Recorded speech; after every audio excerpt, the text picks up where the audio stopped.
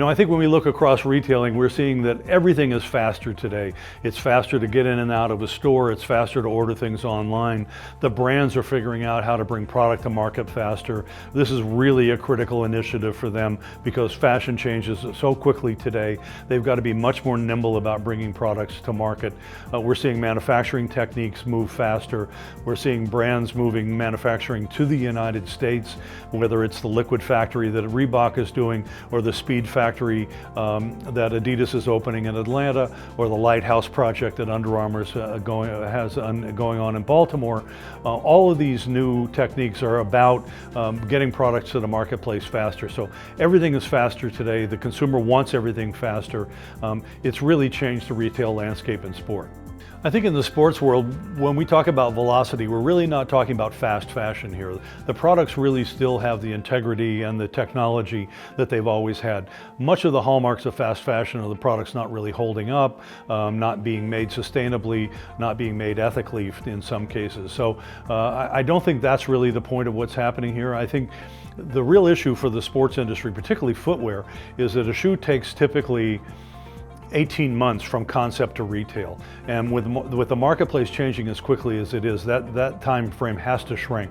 So brands are figuring out new techniques to get products to the market more quickly.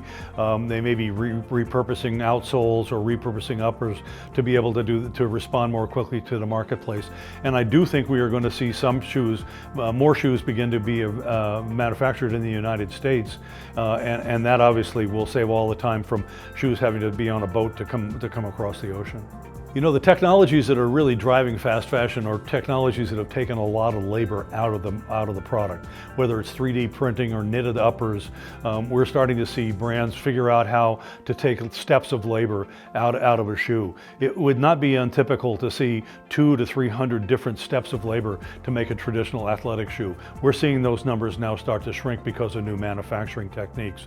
And the more labor we take out of making the shoe, the more logical that we can move that manufacturer of shoe, if not to U.S. soil, at least nearby new U.S. soil, thinking maybe the Caribbean or Central America as an opportunity.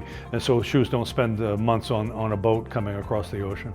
I think as we find ways to bring products to market more quickly, we're going to make fewer mistakes. We're going to be much more nimble. It's going to reduce markdowns on the back end. Making shoes in the U.S. is still a very expensive proposition. And in many ways, what they're doing in the manufacturing here is testing products or filling in a market gap, as opposed to really trying to meet a mass need. But over time, I expect the prices and costs of making shoes in the U.S. to continue to decline. People are going to pay more for them. But I think getting them to market more quickly is a plus for some of the fashion consumers.